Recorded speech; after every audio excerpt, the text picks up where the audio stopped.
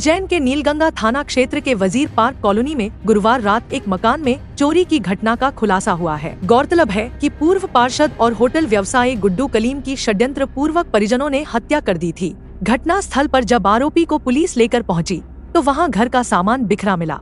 प्रथम दृष्टया ज्ञात हुआ कि यहां चोरी की घटना को अंजाम दिया गया है। पुलिस ने जांच की तो मृतक पूर्व पार्षद के परिजन ने ही चोरी की घटना को अंजाम दिया है, जिसमें जम्मू और परवेज का नाम सामने आया है। पुलिस ने मामले में प्रकरण दर्ज कर प्रकरण को विवेचना में लिया है।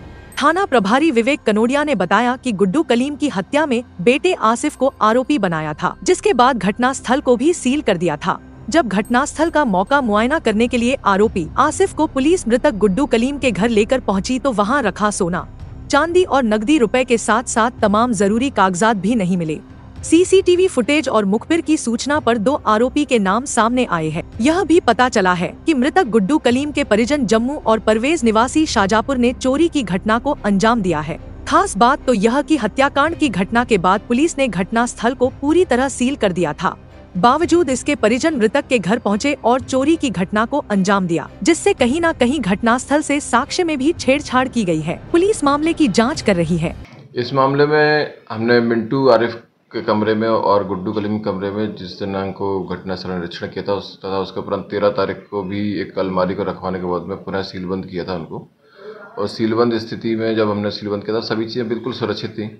लेकिन कल जब आरिफ को लेकर उसके लाइसेंस और कुछ कारतूसों की जब्ती के लिए उसने अपना मेमो दिया था, उसमें पहुंचे तो जब देखा गया तो सील तो व्यवस्थित लगी हुई थी, लेकिन कमरे के अंदर खोलने पर कमरे में सामान अस्त व्यस्त था, उसका लॉकर भी टूटे हुए पाए गए थे। तो आरिफ के द्वारा उसके घर में रखी कुछ घड़ियाँ, 2 चांदी के बिस्किट और एक कड़ा जिसमें वह हीरे जड़े होना बताता है, सोने का कड़ा, और इसके अलावा कुछ अन्य ज्वेलरी और कागजात चोरी होना बताया और उसका लाइसेंस भी वहाँ पर नहीं मिला जहाँ पर उसने बताया था। और इसके साथ बंदूक के जो कारतूस थे उसने 10-15 की संख्या में उन्होंने बताए थे, वो भी नहीं मिले थे। पूछताछ की गई तो आरिफ के द्वारा बताया गया कि उनके जो समधी वो जमाई हैं जम्मू उर्फ नसीरुद्दीन, ये और इनके एक और भाई जो चचेरे भाई हैं पारू और परवेज, ये दोनों इस कमरे में पीछे खिड़की में सो के घुसे थे। तब ऐसी स्थिति में तो पूछताछ करके तत्काल उनके द्वारा पूछताछ पर एक बैग प्रस्तुत किया गया जिसमें उसका लाइसेंस भी मिला, अन्य कागजात भी मिले। तब इनके विरुद्ध पुलिस की शिकायत, स्वयं मेरी शिकायत पर एक प्रकरण पंजीबद्ध किया गया चोरी का, और इसमें साक्ष्य मिटाने संबंधी धाराएं भी इसमें बनती है। उन्होंने साक्ष्यों को प्रभावित करा, पुलिस के द्वारा लगाए गए ताले में अनाधिकृत रूप से प्रवेश किया उस कमरे में।